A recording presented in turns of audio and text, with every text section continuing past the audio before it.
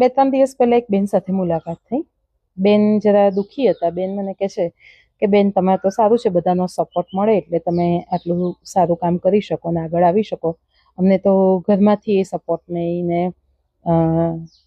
જોબમાંથી એ support નહીં, તો અમારે તો શું કરવું? ત્યારે મેં એ બેનને કહ્યું મેં કહ્યું બેન જો, ઘર પરિવાર હોય કે જોબ હોય, કોઈ પણ જગ્યાએ જ્યારે તમને એવું લાગે છે કે તમે કરેલા કામની કદર નથી થઈ રહી, તો એક ચોક્કસ ડિસ્ટન્સ બનાવી લેવાનું, એક ચોક્કસ અંતર બનાવી લેવાનું.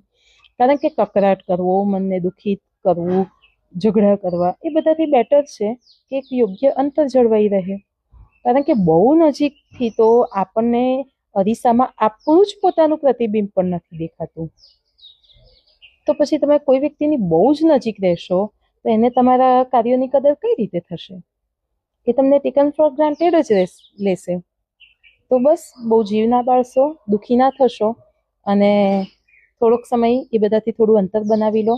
અને અંતર બનાવવાથી, કોઈ કકરાટ કે ઝઘડા ના કરવાથી, કોઈ શાબ્દિક ચરસા ના કરવાથી એક ફાયદો એ થશે કે ભવિષ્યમાં કદાચ ફરી એ વ્યક્તિને એમની ભૂલનો અહેસાસ થવાનો ચાન્સ રહેશે.